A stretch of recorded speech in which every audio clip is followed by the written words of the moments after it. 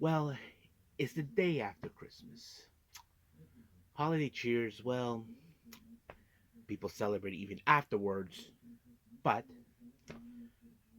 I don't think it matters because we're always on the holiday cheers. But it doesn't mean because, as you know, we are close to the end of the year. So for today, we're going to do very interesting. As you probably can guess, it's December 26th. We have Stardom with their latest New Blood event featuring talents from other promotions such as GTO, Wave, Evolution, and not to mention our main event, the New Blood Tag Team titles are on the line. Will Waka Tsukiyama and Hanako finally become the New Blood Tag Team champions? Well, that is something we will see. And then, of course, we have Ring of Honor with Boxing Day Brawl. It's going to be a very interesting thing. But however, because it's Thursday, there is no TNA for everybody. Basically, it's more of the throughout the 2024 type of thing. So I'm not too worried about that added. But however, first things first, we're going to be making reviews with Marigold's most recent event. We continue with day 8 of the Winter Wonderful Fight. More preliminary matches as we get closer to January 3rd. And then we have two back-to-back events from ChocoPro. One on the 22nd of December with number 414. And then, of course, 415 that took place exactly on Christmas Day, featuring a Christmas Battle Royal, which is a lot of fun to enjoy. And then, of course, we will cap up our episode with some news updates to give you guys updates on what's been happening in the world of pro wrestling, such as what events the promotions are throwing out, who's booked, what matches are set, including developments that are happening in the world of pro wrestling as we speak. So, let's get ready for another episode of the Deleted Wrestle Zone.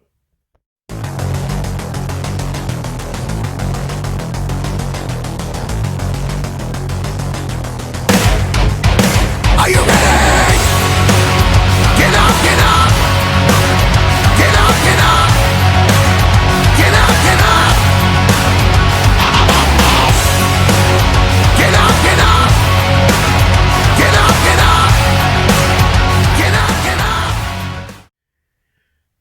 Hey everyone, welcome to the Deleted Wrestle Zone, all things that it's pro wrestling with AEW, NXT, New Japan Pro Wrestling, TNA, the National Wrestling Alliance, various promotions, wrestlers, matches, and championships.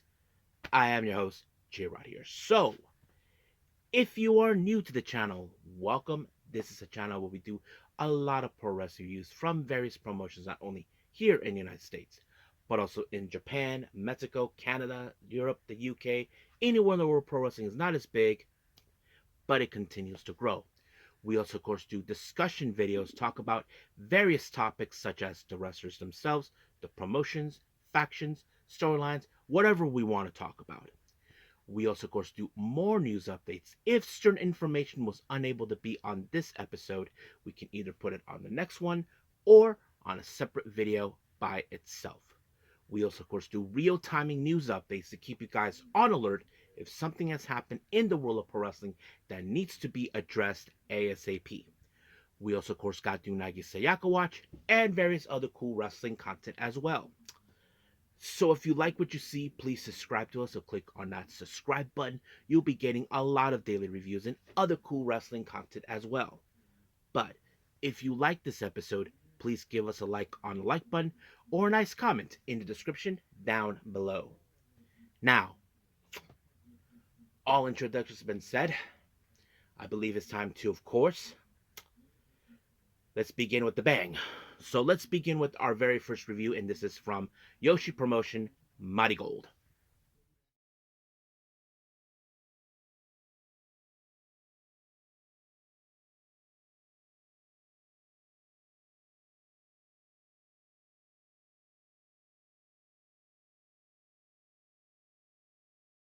Okay, Marigold, Winter Wonderful Fight. This is day number 8. This took place on the 21st of December, but it wasn't uploaded on Wrestle Universe until Christmas Eve, December 24th, which was my birthday, of course. They actually this was in Yamagata. Hopefully, I pronounced the place right. But yeah, so it opened up with a very interesting singles competition, we have Komomo Minami taking on Hummingbird. Now, nothing too special about this match. We have seen, of course, how these girls, how they have grown. I mean, Hummingbird, she's still a bit of a mystery to me, but I'm getting to know her just a little bit. Minami, well, we all know her story. She was part of the batch of girls with Aya Sakura and Hanukkah back in Stardom, but now she's striking her own. She still has a bit to grow, but however, that was not enough for this particular match because Hummingbird applied a very unusual submission move. I did not seen this one before, but it was very impressive in some capacity. Wasn't too sure what to make of it, but it was a win nonetheless. Now, our next match, this one is tag team action. We have Rhea Seto teaming up with Nao Ishikawa to take on Myla Grace and Bozilla. Now, of course, many of you would think in this predicament, this is over because Bozilla, she is a force to be reckoned with. Normally, I would agree with you because that's exactly what it was. I mean, yeah, Myla Grace and Bozilla have teamed up various occasions. If Myla Grace screws up, Bozilla is the one who takes it out on her. But in this case, it did not happen because unfortunately, Seto ended up on the wrong side of the sit that power bomb by Bozilla, and just like that, it was completely over.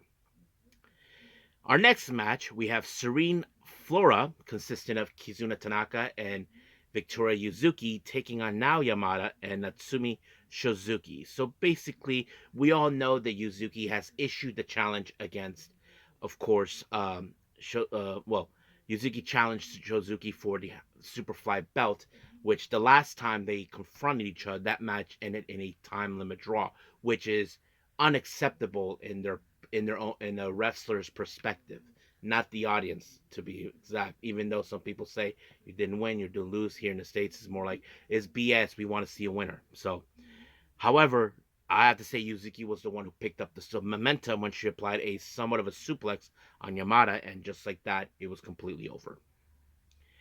Our next match, we have another tag team match. We have Yuki Minami and Utami Hayashida taking on Chiaki and Giza Nozaki, our current Twin Star Tag Team Champions. So basically, this is a momentum, as you probably know already. The uh, Nozaki and Chiaki will defend their tag team belts against Bozella and her partner on January 3rd. Uh, so basically, nothing too significant, but this is a bit of a warm up for them. But this one ended with, of course, Chiaki applying a. I'm not sure if it looks more like a JP coaster in my opinion from what Himeka does it, but she does it as well, and she did that on Yuki Minami, allowing her to pick up the win. Now, this next match is a very interesting one. We have 6-woman tag match. We have Chika Goto, Mai Sakurai, and Mirai taking on Misa Matsui, Koki Amori, and Miku Ano. Now, of course, I don't need to tell you, this is a preliminary match for certain individuals. As you all know, Chika Goto issued the challenge for the GHC Women's Championship on January 3rd. And of course, we have Mai Sakurai challenging for the white belt against Miku Ano. So you tell yourself in this perspective who will build up the momentum to do this in the match. Of course, it was going to be interesting, but however, it was Mirai who picked up the win when she applied a lariat on Misa Matsui, and just like that, it was over. Now, I don't know what they said in their promo, but we are expected to see how things will progress when we get to certain days involving the championship match and the bigger event match. The one we are expecting is January 3rd. So that's going to be interesting to see. So we'll see what happens until then. But for now, we are done with MARIGOLD. We're moving on with ChocoPro.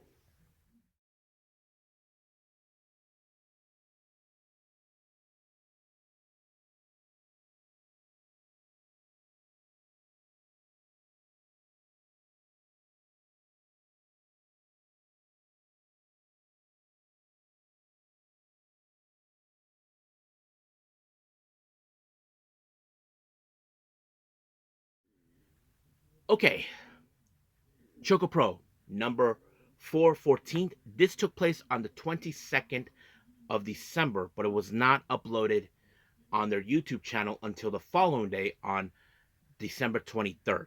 Now, opening the event, we had Emi Sakura greeting the guests, giving the info on the matches and so on and so on. Now, our first match, we have a six uh, person tag match. We have Hidoi Yawada, our current tag champions, Chi Koshikawa and Sayaka Obihiro, also we call her Obi, taking on Antonio Honda and teaming up with the Best Bros. So nothing too significant of this match whatsoever, other than the fact that Antonio Honda, along with Tokiko, has issued the challenge for the tag belt. That's something that shows, okay, he's building up momentum for this. Anything could have happened in this particular match. It didn't matter how or when.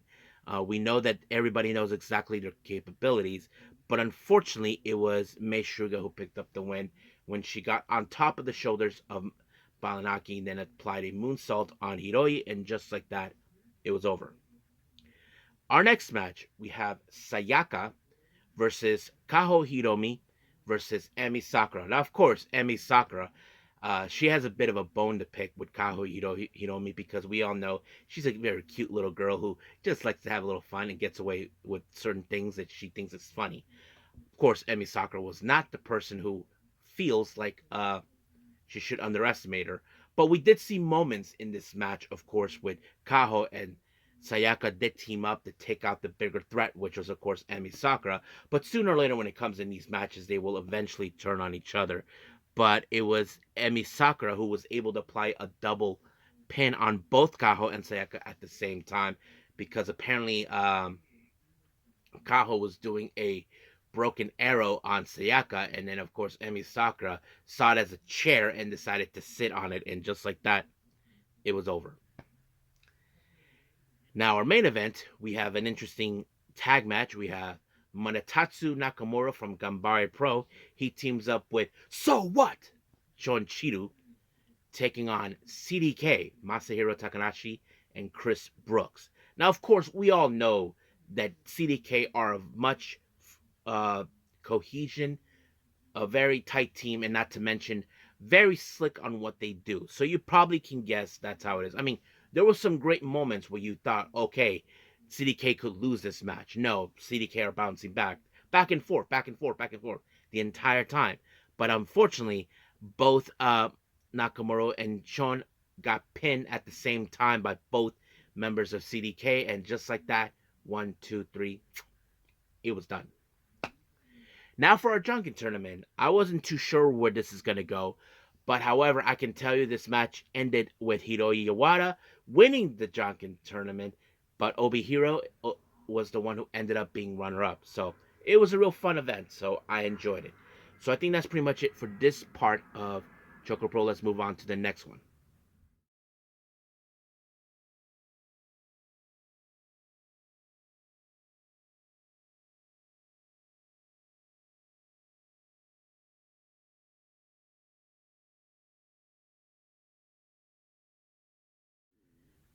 Okay, ChocoPro number 414. This took place on the 22nd of December, but it was not uploaded on their YouTube channel until the following day on December 23rd. Now, opening the event, we had Emi Sakura greeting the guests, giving the info on the matches, and so on and so on. Now, our first match, we have a six uh, person tag match. We have Hidoi Yawada, our current tag champions, Chi Koshikawa and Sayaka Obihiro, also we call her Obi, taking on Antonio Honda and teaming up with the Best Bros. So nothing too significant of this match whatsoever, other than the fact that Antonio Honda, along with Tokiko, has issued the challenge for the tag belt. That's something that shows, okay, he's building up momentum for this. Anything could have happened in this particular match. It didn't matter how or when.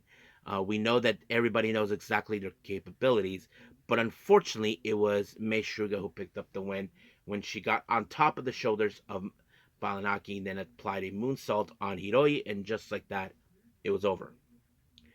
Our next match, we have Sayaka versus Kaho Hiromi versus Emi Sakura. Now, of course, Emi Sakura, she has a bit of a bone to pick with Kaho Hiromi because we all know she's a very cute little girl who just likes to have a little fun and gets away with certain things that she thinks is funny. Of course, Emi Sakura was not the person who feels like she should underestimate her. But we did see moments in this match, of course, with Kaho and Sayaka did team up to take out the bigger threat, which was, of course, Emi Sakura. But sooner or later, when it comes in these matches, they will eventually turn on each other. But it was Emi Sakura who was able to apply a double pin on both Kaho and Sayaka at the same time, because apparently Kaho was doing a broken arrow on Sayaka, and then of course Emi Sakura saw it as a chair and decided to sit on it, and just like that, it was over. Now our main event, we have an interesting tag match. We have Monetatsu Nakamura from Ganbare Pro. He teams up with So What? Shonchiru, taking on CDK, Masahiro Takanashi, and Chris Brooks. Now, of course, we all know that CDK are of much uh, cohesion, a very tight team, and not to mention very slick on what they do. So you probably can guess that's how it is. I mean, there were some great moments where you thought, okay, CDK could lose this match. No, CDK are bouncing back and forth, back and forth, back and forth the entire time. But unfortunately, both Nakamura and Sean got pinned at the same time by both members of CDK, and just like that, 1, 2, 3, it was done. Now for our Junkin tournament, I wasn't too sure where this is going to go, but however, I can tell you this match ended with Hiroyi Iwata winning the Junkin tournament, but Obihiro was the one who ended up being runner-up. So it was a real fun event, so I enjoyed it. So I think that's pretty much it for this part of ChocoPro. Let's move on to the next one.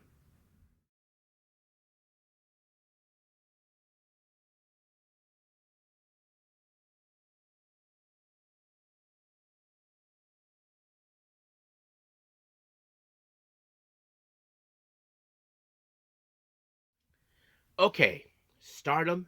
We have the latest event, New Blood 17th. This is a pretty good event, I have to say. Our opening match, we have the rookie, Matoi Hamabe, taking on Kohaku, coming all the way from Pro Wrestling Waves. Nothing too significant of the story, but however, of course, Hamabe has shown a bit of her resilience, but not yet dead to pick up her big win because, of course, Kohaku was able to pick up the win when she applied a frog splash, and just like that, 1, 2, 3, it was over. Our next match, we had a very interesting six-woman tag match. These three ladies, I have seen them before on certain occasions.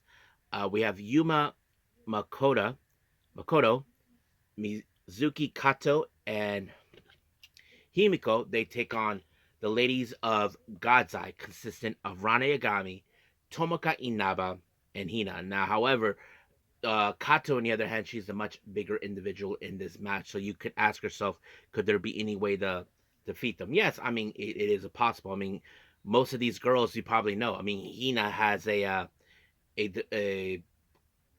how do I say, a judo expert, Tomoka Inaba with karate. So does Rana Yagami. So basically, you can tell there's always ways to do that. But Hina was the one who picked up the win in this match when she applied a suplex onto Yuma. And just like that, 1, 2, 3, it was over. Now, our next match, this one's a very interesting one. We have the ladies from GTO, better known as 1111, consisted of Sumika Yamagawa and Misa Kagura, taking on the Cosmic Angels, Yuna Mizumori and Tam Nakano. Now remember, in the last New Blood event, Misa Kagura decided to call out Tam Nakano. Those who know this or not, it turns out that Misa Kagura and Tam Nakano were part of the same underground idol group long before they became wrestlers. So it seems like there's some sort of thing between them in their past. I'm not too sure exactly what, but however, you probably can guess, okay, can Tam actually take on? I mean, people often said that Misa Kagura is like a clone version of Tam Nakano. I mean, there are certain, not resemblance, but more the way they act with each other. But it makes sense of their idol background. So, but however, it was Tam who picked up the win when she applied the Northern Cross, a submission move on Misa Kagura, allowing themselves to pick up the win. Now, of course, it was a post-match promo. I don't know what happened, But I'll explain to more about this one on the news update so you guys can get a better, clear idea what's going on. Now, moving on, we have Homoka, also from Pro Wrestling Wave, taking on Rian.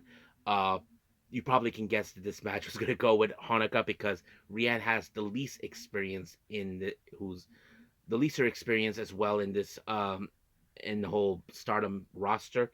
But it was Hanako who picked up Homoka who actually picked up the win, and just like that, it was over.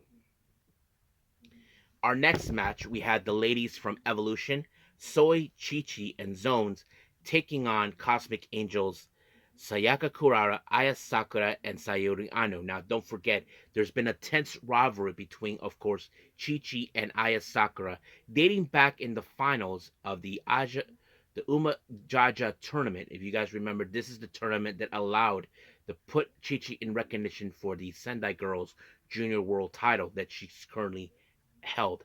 Now that it seems that this match that they're gonna face each other once again, and this time it's gonna be for the title itself at New Year's Dreams that takes place on January 3rd. So that's something we're gonna pay attention very, very, very closely. But the match itself, you can tell that the rivalry has now intensified between both Chi-Chi and Aya Sakura. But however, it was Aya Sakura with her amazing kicks. I mean, she does high kicks, roundhouse kicks, but the kick that put Chi-Chi down out for the count is, of course, was the buzzsaw kick, and just like that, Aya Sakura picked up the win for her team. But of course, we do know the following day on the 27th, I don't know if I'll be able to watch it. Aya Sakura and Sayaka Kurara will be making their presence known at Shinkiba for Evolution's show, where they will face off against Chi-Chi and Zone. So that's something we will pay attention. But of course, Aya Sakura has sent a direct message to Chi-Chi during the post-match promo, and just like that, we will see what happens. Now for our main event, we have the New Blood Tag Team belts defended. Waka Tsukiyama and EXV, better known as Rice and Bread, make another third attempt for this belts. The last time they challenged the first time they challenged them was against Wingori, Saya Ida, and Hana, and then of course, 2 times they tried. Then they tried, of course, with Azusa, Naba, and Rian. However, Hanako was able to pick up the win against Rina, and of course demanded another opportunity, but Rina made it clear that the results will be the same. We know that Hanako has grown up significantly ever since then. Rina thinks that, of course, her honing new skills while she was in the U.S. doesn't mean jack, in her honest opinion. Waka, we have seen her grown a lot ever since then. I mean, we all remember her as the adorable wrestler who the underdog who couldn't pick up a win until last year, and that was one of the things that we always loved about her, and I think that was one of the main reasons. But however, Hanako was able to pick up the win when she applied the JP coaster on Rina, and just like that, we have brand new tag champions. And of course, Rina, who has always been a strong will about the future, like the wrestlers of her generation, feeling like wrestlers like Hanako and Waka, they're nothing more than pure, pardon my language, shitty old hags because they're older than her. She feels that belts like the New Blood and Future Belt are meant for wrestlers like her who are about the same age as her. I think she's 17 years old right now. But however, she's saying you better not screw up, the future status of Stardom. But one thing that was also very interesting, many of you may or may not notice, someone was watching this match. You probably want to know who it was. It's not a rival. It's actually someone that loved and admired Waka a lot, and that person was Tam. Yeah, folks, Tam was watching it. Someone actually posted a photo that she was watching this match. She even said she wanted to clap, but she didn't know how to do it because we all know last year in, I think, was it March or April, is when, of course, Waka walked out on Tam and joined Mina to join her in Club Venus. I don't know. I think deep down she felt that she should have been the one to celebrate her victory, but she did congratulate her on X, and of course, Waka felt happy for that. But I think deep down, that part where Tam wanted to celebrate with her was gone. I hope she gets that satisfaction, with Kurara. That's something I'm sure she'll have, and Who knows? We'll see what happens until then. But for now, we are done with Stardom. Let's move on with Ring of Honor.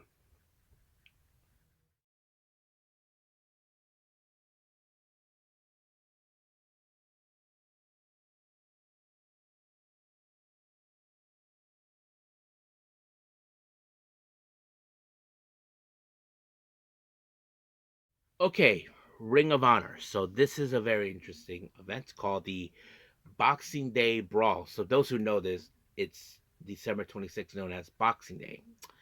So our first match, we have Blake Christian versus AR Fox. Now, of course, we have seen Blake Christian has a new attitude, being like he thinks that he's all that and all that. We did see that he used a chair into advantage to try to win the match, but of course, AR Fox got tempted to do it, but unfortunately, that might have cost him the match because Christian low blowed AR Fox and applied a double stomp on him, and just like that, it was over. But sooner or later, someone's gonna have to deal with him. Our next match, we have Serpentico taking on Lee Johnson. However, we know we have seen the recent attitude coming from both Lee Johnson and Induka. Well, Induka did get himself involved in this match by choke slamming Serpentico while Lee Johnson distracts the ref. But however, it was a brain buster to the neck by Lee Johnson to Serpentico that allowed him to pick up the win.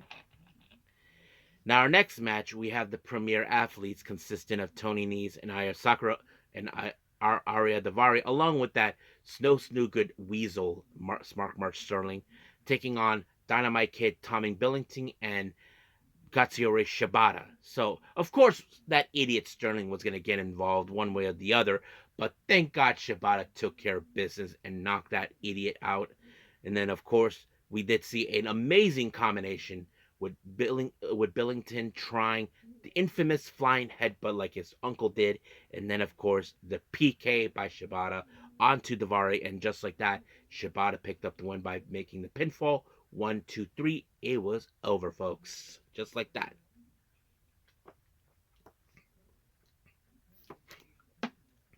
Now, our next match, Toni Storm making her, I think this is her Ring of Honor debut or so, takes on Rebecca Scott. Well, I can tell you right away this match ended with Toni Storm winning the match by applying Storm Zero.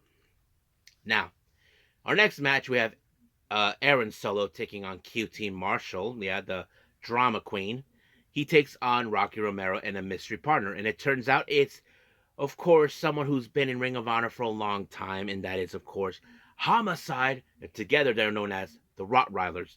But of course, we were going to see some dirty tricks coming from Solo and Marshall no matter what. But however, it was Homicide that applied a lariat on Solo. And just like that, it was over. Now, we did see a backstage segment with MXM Collection. They are not happy with the results of what happened when they thought they had this match won against Atlantis Jr., but the interference of Danhausen. Well, Danhausen is who he is. He's very nice and very evil. Now, speaking of MXM Collection, well, they had their match against two guys named Dustin Wallers and Colin King. Well, this one ended with, of course, applying the centerfold on Dustin Waller, and just like that, it was over. Now, we did see in a emergency a minion empowered meeting or something like that. Uh, Apparently, there was going to be an expulsion. Now, many of us thought in our perspective that the person who was going to be expelled in this match was none other than Billy Starks. That was the immediate thought. Now, of course, that's what we all thought. But the person who got expelled was surprisingly shocked by me, and I think from everybody. Lexinier was the one who got expelled. It was like, what the fudge? Why? She was loyal to her the entire time. But her excuse, she wasn't there like most of the time. I'm like, oh my god. And I think Billy felt bad. Like, I think deep down she felt, you could have just expelled me. But it seems that Athena is the type of person who's like, the old saying goes, you keep your friends close. but keep your enemies closer. I don't know if that's the scenario that Athena is trying to do. She does not want to lose her belt, especially to Billy Starks. But sooner or later, Billy has to snap out of it. So we will have to see what happens. Now our next match is the ROH World Television title. We have Johnny TV, who we all know in the past recently this year has pursued for the belt but unable to succeed, faces against the newly crowned champion Commander. Now, of course, we did see MXM Collection being there. They had a little sign that said that if Johnny TV does not win, they'll cry. I was like, yeah, cry for all we care. But of course, for some odd reason, MXM Collection showed up because they want to make sure this match goes directly to Johnny TV. But Commander took them out. And then we see, of course, Commander escaped when, of course, Johnny TV applied the Starship Pain, and just like that, he missed. And then, of course, Commander with the running springboard shooting star press. 1, 2, 3. He retained the belt. And just like that, folks, it was over. So that's all, folks. So I think that's pretty much it for all reviews, especially with ROH. I believe it's time to do our last and final thing, news updates.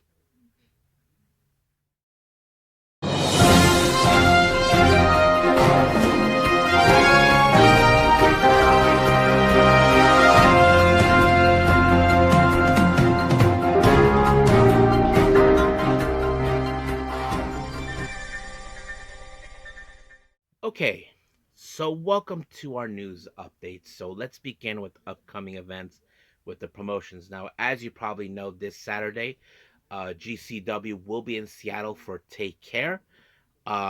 Two matches have been announced. There's going to be a Bloodsport match, Josh Barnett versus one called Manders.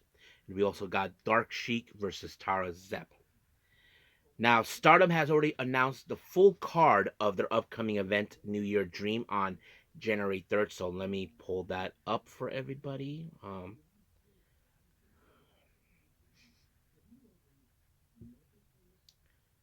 Let's see.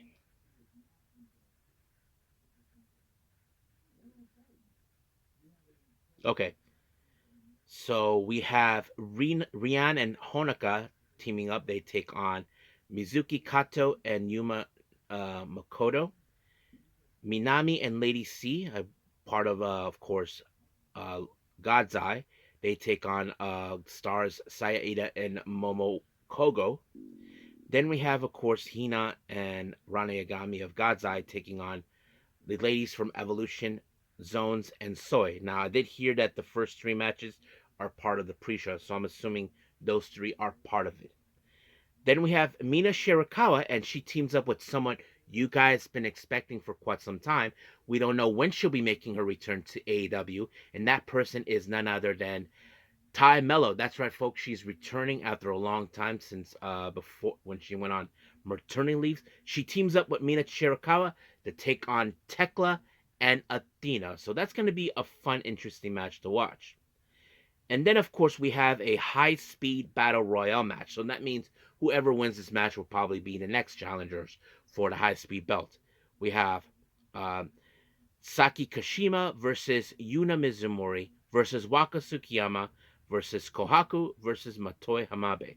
So if I'm a betting person, there's only two people I would think that definitely would want to have have a shot of the future high-speed belt. That would be Kashima or Yuna Mizumori. So we'll see that. Then we have, of course, Hanan teaming up with Manami from Sendai Girls, taking on Raka and Rina from Hate. Then we have, of course, the Sendai Girls Junior title defended. Chi-Chi defends her belt against Aya Sakura, so that's going to be a lot of interesting. Then we have Neo Genesis, consisting of Azumi, Miyu Amasaki, Mei Seira. They take on Mai Iwatani, Koguma Nozuki, the core members of Stars. Then we have, of course, members of Cosmic Angels, consisting of Sayuri Ano, Natsupoi, Saiga Kurara. They take on the combined forces of Dump Matsudo, Zap, and, of course, the leader of Hate, Natsuko Tora.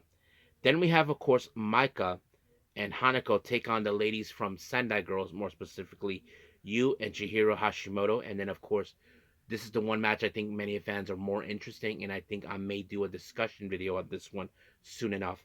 Tam Nakano versus Unagi Sayaka. However, Unagi is hoping that in Tam Nakano's upcoming match for this Sunday on Dream Queendom that she retains the red belt. She's determined to try to dethrone her, but we'll see how that rolls up from there. Then of course we have the 10th. Then we have of course the 9th of January, Wrestling Revolver for Vibe Check in Dayton, Ohio. We're going to have a bit of a rematch for the Revolver World Championship. The newly crowned champion Myron Reed defends his belt against Ace Austin, so that's going to be a lot of fun. Then we have, of course, GTO, Just Tap Out, on the 10th of January in Shinjuku Face. Tam Nakano makes her debut there, facing off against Misa Kagura, which is a match Misa has been asking for. So Tam decided, well, I'm going to step in your territory, girl. So that's what was the conversation was all about in New Blood. So it's going to happen. Then we have the West Coast Pro event, Only the Strong Survive, on the 10th of January. We have Los Suavecitos taking on Ichiban and Miracle Generation. And then another name has been announced for the upcoming WXW 16 Karat Gold taking place on March 7th through the 9th. Kara Nora is going to be there. And of course, independent promotion known as Triple Six will be making their second appearance in Corkin Hall on the 6th of January in 2025. So that's pretty much upcoming events. So let's talk about certain developments. Now, this is a little thing called Did You Know? Did you know that WWE Raw were being taped in high schools during the mid 90s? Yes, so it was. Apparently, from what people were saying, it was tough times during the mid 90s. So it makes absolute sense. Triple H has announced that they are they're stop airing at Telemundo Zone in the U.S. So basically, I don't know how that affect for fans here in the States for it, but we'll see. Sami Zayn spoke very something about Dragon Lee on Fightful Select. He says, he can be a real special given if right opportunities and conditions. So Sami Zayn sees that there's high hopes for a guy like Sami Zayn. I think that's real nice of him to talk about it. AEW has announced that that the Collision event on the 21st of December received 635,000 views, most watched in 2024, which is awesome. ESPN has their Pro Wrestling's award thingy. Let me pull it out real quick.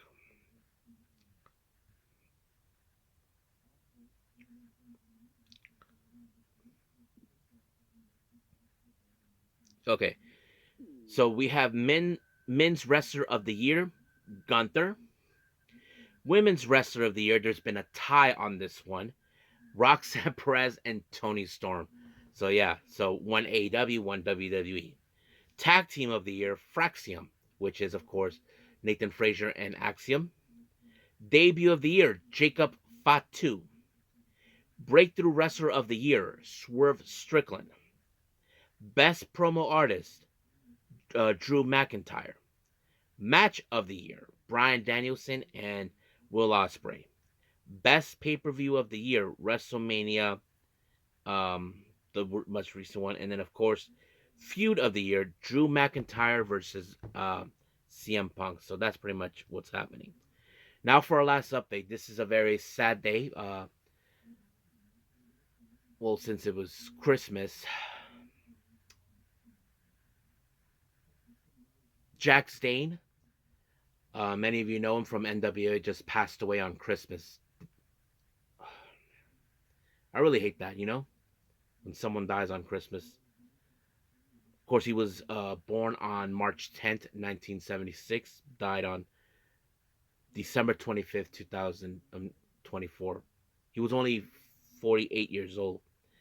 His real name was Jeremy Lehman. Wife is Everlyn. And then he had a stepson named Nicholas. The reason this happened is because, according to what I learned, is that he suffered a heart attack in late November. I don't know if that was the cause of it. I never heard of Jax Dane the first time when I started watching, of course, NWA when they were revived and then he came out. He was a very interesting wrestler, former NWA World Champion. A lot of people have spoken highly of him, and especially those in the NWA family. They're deep saddened. I mean, it's sad that he passed away. But my condolences go out to his wife, his stepson, and those who were close enough, his friends and family. So, Jax Dane, rest in peace, buddy. You will be missed, but not forgotten. Well, I hope everybody enjoys this episode. Coming up, you probably can guess we're going to have the final AEW Rampage event, so that's going to be a lot of interesting to go through. So I'm looking forward to review that for all of you. And then of course I'm sure we have NXT Level Up and some other events. I haven't seen the much recent show with MARIGOLD and other few events that I haven't seen out. I might catch up with rest possibly Saturday or so, depending how my day will be. So we'll see how things will progress here and out as we get closer and closer by the end of the year. I'm sure we're all gonna have a good time by that time. So I think that's pretty much it. So I must bid all of you adieu. So goodbye. And have a nice day. Bang.